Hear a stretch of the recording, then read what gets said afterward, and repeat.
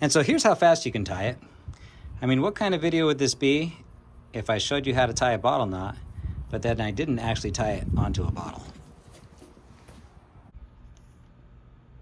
Take a bite of your rope and twist in a loop. Now what we're going to do is take our right side and push it through. We'll take our left side and push it through. And now we have a rectangle window down below. We're going to push the bite that we started with right through and fold everything down.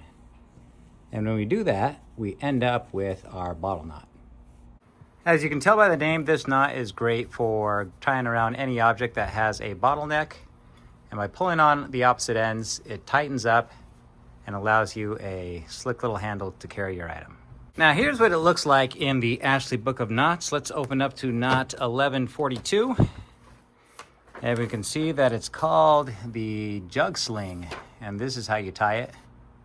You can see we have to form a loop and fold it down and then cross the inner strands, pull it up through the middle, and then fold the ears down so that we get our bottle sling. All right, let's do that.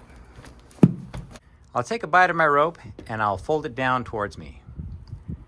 And now I'll take these two ends and I'll cross them over once and cross them over twice. And I'm just going to hold this window here with my finger.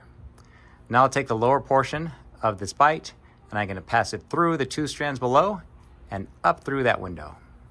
Okay. Now what we need to do is start bringing these two loops down. So I'm going to take the one on my right hand side. I'm going to come over and down, and then the one on the left hand side I'm going to bring down as well. And now when I straighten this out, you can see our bottle knot. Now one of the issues with this method is when you twist your strands, sometimes you end up with a cross at your handle up top. So here's a way to do it so that you're less likely to end up with that. Twist in our turn. There we go. Right side goes through. Left side goes through. Opposite direction. And then we're going to push this top right through that rectangle window. Invert everything.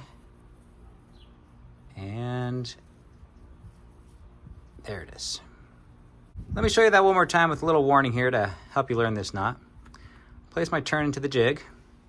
Now I'm going to take my right side, I'll place it through. Left side, I'll place it through. Okay.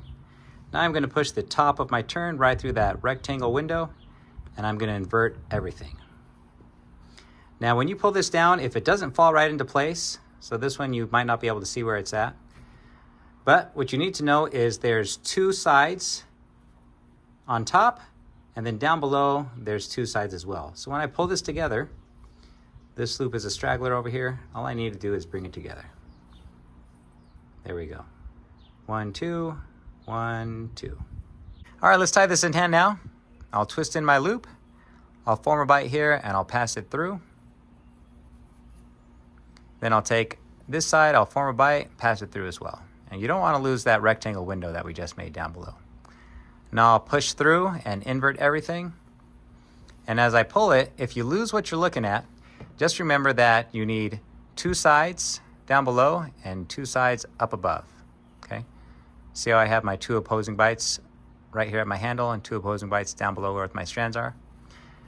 And as long as you recognize that you need those two on both sides, then you'll be able to find your bottle knot. If you need to adjust the diameter of your bottle knot, look at these two bites below on either side of your tensioning strands. I'll hook one finger into one, I'll hook another finger into the other. There we go. And now I'm just going to do a little like ladder stair climb here. There we go. And if I want a short handle, I'll just hold my fingers right here at the upper bites and I'll pull. If I want a long handle, then I'll just pull down below. Now there's actually another clever way to use a bottle knot. If you're interested in what that looks like, check out my next video. Before you go, I'd like to show you something on the cover art of the Ashley Book of Knots, and that is this marlin spike in the back pocket of the sailor here. And if you'd like to support my channel, I've actually designed a marlin spike myself. You can pick it up at my shop, awesomeforsale.com.